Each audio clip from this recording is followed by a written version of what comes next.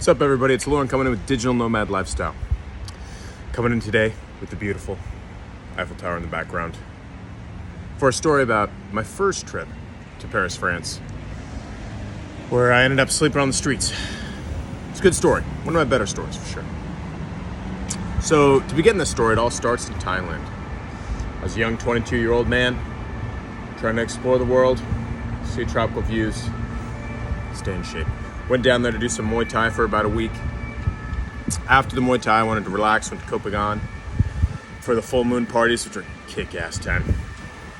I met a girl at the full moon parties. Within 15 to 20 minutes of meeting her, I knew she was the one. So we spent the rest of our time together. I think it was another about 3 weeks. We spent every day together, all our time together. Then, unfortunately, she had to go back to France. I remember as she was leaving, thinking that I was never going to see her again. Felt like it had all kind of been a little bit of like this sort of dream that I was living in, and now the dream had come to an end. But then she texted me when she got back to France, telling me that she got there safe. She came to Colorado in the United States, where I'm from, visited me. And then, when I was on summer break from university, I came here to Paris, France, to visit her.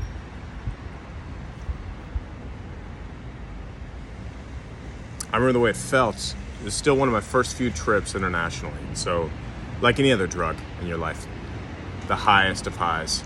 The first few highs are always the highest. The excitement of it all, the sophistication of everything. The food, the wine, the architecture. Buildings and things that I'd seen in movies. And coming from Western Colorado, a smaller town, I don't know if I knew anybody who'd been to Paris before. So the idea of Paris to me was almost this pinnacle of life. It's like, oh man, if I made it to Paris and I could afford to stay in Paris, I don't know if would there be anywhere else in the world where I'd want to travel after that? Would it ever be any better than that? So she lived, let's say about 15 or 20 minutes from the Eiffel Tower, from where I'm at currently. We stayed here for about a month, and then we started traveling around France. And so I didn't have very much money, but I knew I loved French wine, cognac, champagne, stuff like that. And so for that reason, I couldn't afford to stay in a hotel. She didn't have enough money to pay for absolutely everything. So we couldn't afford to stay in hotels and drink nice wine. So we did what any logical person would do: sleep in the car and sleep in a tent, so we could afford to drink fancy Bordeaux wines, cognacs, champagne, stuff like that. A decision I still don't regret to this day. I can remember now waking up in the mornings in these sort of super humid, dewy mornings, opening up the green tent to these rolling green, vibrant hills of vineyards. It was magical. It was really magical. And every morning I wake up and she'd be next to me. It was beautiful. And there was a while where I thought, maybe I could marry this woman. Perhaps this is the one for me. She had traveled a lot more than I had. She had essentially lived the life that I wanted to live. She worked for herself. She traveled around the world when she wanted to. She spoke different languages. And I was impressed and awestruck. But then as we went around France, invariably, like anybody else, her flaws started to show. And my flaws as well. She was a little bit older than I was, by a little bit. I mean, I was 22 or 23 and she was 38 or 39. And so that became an issue. And eventually, it got to the point where her jealousy kind of overtook a lot of our good times, where she was constantly jealous of other women, of anybody walking by thinking that I was going to leave her. And the more jealous that she got, the more it pulled me away, right? And the more it pulled me away, the more jealous she got, because now she started thinking, okay, Lauren's just here for this dream trip to Paris, right? He doesn't care about me at all. He doesn't, doesn't really matter if I'm here or not. But he's using me for this trip, right? And then he's going to find another girl and he's going to leave me, right? So that's what she was thinking. I don't think that was the truth. of where I was. I really genuinely do believe I cared about her a lot. I wouldn't say I don't think so. I know. I really did care about her a lot. But the more that she pushed and pushed and pushed with the jealousy and the constant concerns and insecurity, the more it pulled me away. So there toward the end of the trip, I'd say at this point, I probably have maybe about 3 to 4 weeks left. I told her essentially, unfortunately, this is going to work out for us. I want to try to enjoy my time. Let's try to enjoy the rest of my time here. But when I get back to the United States, we're not going to be together anymore. She didn't really like that news too much. But eventually, I was under what we thought was an agreement that, hey, we're going to enjoy the rest of our time here. So we had one trip left, right? We were staying in Paris. We still had one trip left to Florence, right? We'd gone around France, taken this whole trip around France before this. Bordeaux, Cognac, the Mediterranean, the Alps, right? And this whole time I'm collecting these wine bottles and we're having this incredible time, right? We have one trip left to Italy, and then after that, we're gonna go up to London to visit a friend, because I knew that I had a family friend up in London. It becomes relevant here in a little bit. So I had a family friend up in London. I knew that if we got up to London, I wouldn't have to pay for too much. I'd be able to stay at the house. And I did want to see London as well. So we got this last trip to Florence. We head on down to Florence. And when I'm down there, she goes, don't worry about it. Like money, because I was kind of worried about money. I didn't have too much time left. I didn't have very much money at all of those days. And I was blowing a lot of it on fancy wine that I couldn't afford. Oh, don't worry about money. It's okay. I got you for the rest of the trip. You're fine. So there's mistake number one. By the time I got back to Florence, I still had 10 days left in Western Europe with 80 euro. Right? Which isn't very much. If you're staying at somebody's house, though, you can make it work. So at this point, I knew the cheapest food that I could get that was still relatively healthy. Mostly canned beans from Lidl. Beautiful place. Canned beans, some rice, and some vegetables. Right? So I'm going for my daily trip for the canned beans and rice down there at Lidl, grocery store chain. Walk down there, come back, probably gone for about 15 or 20 minutes. And when I come back, there's this weird smell in the air. And I look over to the left where she was at. She's staring directly out the window, holding on to her legs in the living room. What the fuck? Hey, hello? Nothing. No response. That's a little weird.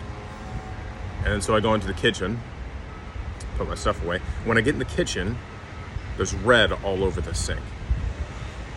What the fuck? So I look around the sink, and then I see all the bottles that I had bought on that trip. And she had poured out all those wine bottles into the sink. And I recognized very quickly what she was trying to do. She was trying to get me to care. Again, she was trying to get an emotional reaction out of me because she hadn't seen any emotions out of me for probably a week or two. I'd just been completely apathetic with her, right? And this is her way. The only way that she could muster to get me to care about things was to pour that wine bottle out. And then maybe I'd have a real conversation with her again. I'd show some emotions. I wouldn't be so distant. At least that's what a thought was. But I'm a stubborn fucking prick, right?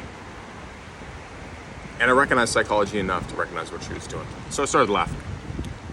And as anybody who's even mildly good at human relationships can tell you, if somebody's pissed off and you start laughing, usually isn't going to make it any better. Significantly going to make it worse. And so it got to the point where, get the fuck out of my house. And she tells me to get out of her house. And I gladly obliged. As a younger man, I hitchhiked across the U.S. I slept outside. Not a big fucking deal, man. I'm ready. And moreover, I was depressed there at the end. I didn't have a job, didn't have any real calling, anything going on. I was just sitting there, right? I was in between semesters at school. I couldn't work while I was in France, so I had nothing to look forward to, except for just drinking that alcohol. But now I had something. Now I had something to fight against. Now I had a purpose. Now I had a mission. Now I had something to overcome, right? I was 10 days, Western Europe, 80 euro. This is it, dude. Now I got a fucking mission. I got a mission for my goddamn life, right? So it was exciting, not gonna lie. It was exciting. And in that excitement, I left the house and realized shortly after leaving the house that I had forgotten my cell phone. Mistake number 2. So I got to an internet cafe, found a cheap internet cafe, started looking things up. Okay, what's the plan? What's the plan? I'm looking, I flew into Brussels, Belgium, because it was considerably cheaper. I found a really good deal.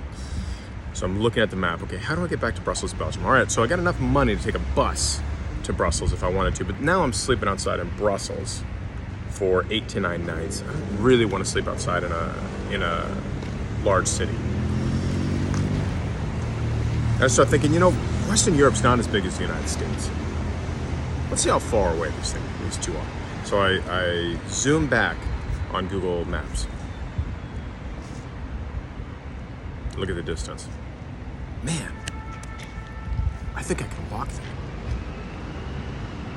Look at the distance. Turns out if I walk 8 hours a day, I can make it there in about 8 or 9 days. Fuck yeah, and that was it. There was my mission. There was my purpose. There was the excitement again. I was no longer getting bitched at every goddamn day, right? I was no longer sitting around drinking alcohol with absolutely nothing to focus on and nothing to care about. Now I had a mission. I was excited. I had something to do, damn it. First day was incredible. It took me 1 day just to walk out of Paris. Anybody who's been to Paris and around Paris, it's a massive city, right? There's much more than just Paris proper, right? It's a whole banlieue, is what they call it. And it's huge. One day, first day, excited, man. Fucking pumped for the future. Overcoming problems. I'm doing it on my own. I'm not gonna be her bitch anymore. She thinks that she can hold her little apartment over me. No, I'm free, damn it. I have freedom. I have choice. So no matter what situation I'm in, I can overcome, right? First day, excited. Second day, starting to get a little bummed out, right? Second day, starting to get a little bit more into the countryside, getting a little bit more boring. The excitement's starting to wear off a little bit, right? By the third day, I'm just sitting there crying, walking on the side of the road. I didn't want to be with Kim, but I missed Kim, right? You were somebody every day for months. You're gonna miss him, right? Fourth day, it's getting pretty bad. And that night, of the third or fourth night, I can't remember, I was trying to find somewhere to sleep. I was having a rough time finding somewhere to sleep. I walk around, and nothing felt good. I started having a bit of a panic attack. Like, oh shit, I'm not gonna be able to find anywhere to sleep, man. Like, somebody's gonna find me, blah, blah, blah. I finally find this place to sleep kind of in the woods, and then it starts raining. And in my sort of panic attacked mind, the idea was, if it's raining, I can't hear anybody who's walking up, right? How am I gonna know if somebody's like coming up to attack me? Middle of nowhere. Not a whole lot of logic to it, but at the time, that's where I was. Right? I was having a full-on freak out. Anybody who's had sort of like freakouts like that, you recognize that they're not logical, right? So I'm sitting there in the tent, waiting for somebody to attack, right? And then finally, after that, irrational freakout fades, I do get some sleep. So I sleep for a little bit, and then I remember having a dream of a scene that I had experienced many times throughout that trip, of being in the tent with Kim nudging me, and me waking up, right? Same tent. Now, she wouldn't give me the tent that we had stayed in during that trip, but I went to Decathlon, went to a local sporting goods store to buy it, because it was about €5, quite cheap, and it was a good tent. She wouldn't give it to me, but I was like, hey, this tent's useful. It's worth putting my limited resources toward this. Sleeping in the same tent, same color, same everything. She nudges me to wake me up. I wake up, look over to my right, she's not there. Fucking freak out comes back. Oh my God, dude. Halfway across the world. I don't know anybody over here. I don't know anybody in this goddamn country. The only person I do know just kicked me out of my house. She fucking hates me. I'm all alone. And I had these visions of me getting picked up by a helicopter and flying to the United States right from there. And I wanted that more than anything. I wonder what I would have gave for that at that point. Would I have given an arm or a leg? I think perhaps. Perhaps. I was really freaking out. Obviously, the helicopter never showed up, Thank you, Jesus, for that, pal. So the helicopter never shows up. I had to sit there and deal with it, right? Put myself in this goddamn situation. Trying to walk one more day. It's getting rougher and rougher by the day. Physically, I was also quite sore. I was still a pretty young dude. I didn't have any major aches or pains or anything like that. Physically, I easily could have had it done. But more importantly, mentally, I was broken. And so there was no way I was going to be able to finish that walk, right?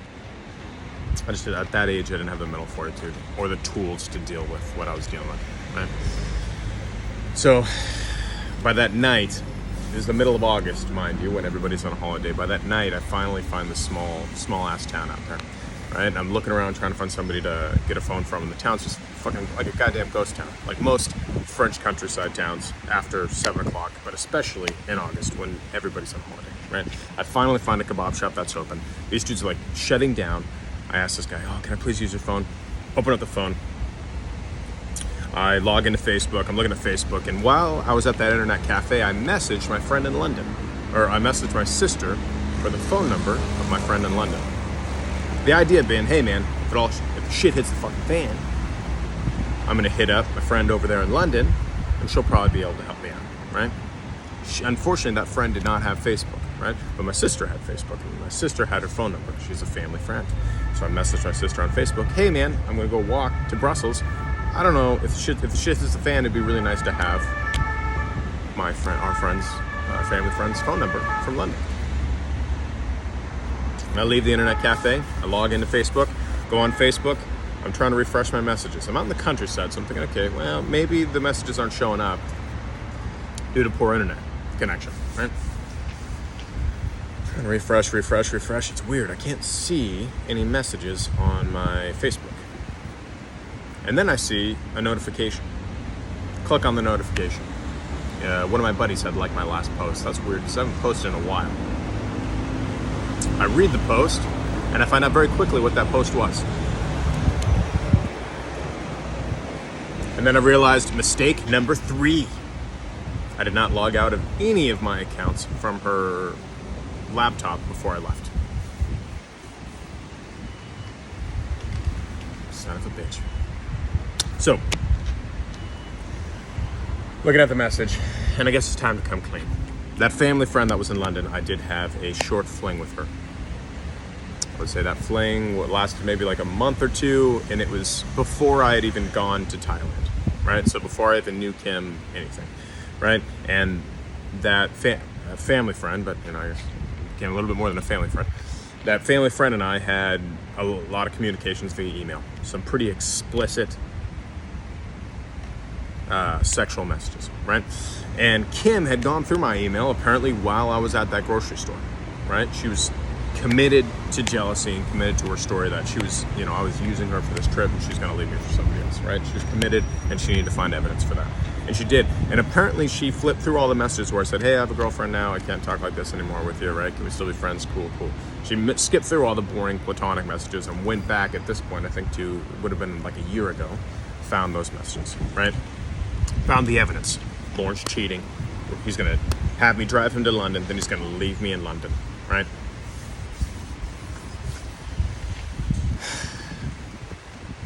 And so this is one of the more sexually explicit messages from that email. She'd copied and pasted it on my Facebook wall, back when Facebook was a thing. A bigger thing, lately. Son of a bitch. And so I put 2 and 2 together real quick. Okay, she's in my Facebook account. Messages aren't working. Fuck, man. She deleted my messages.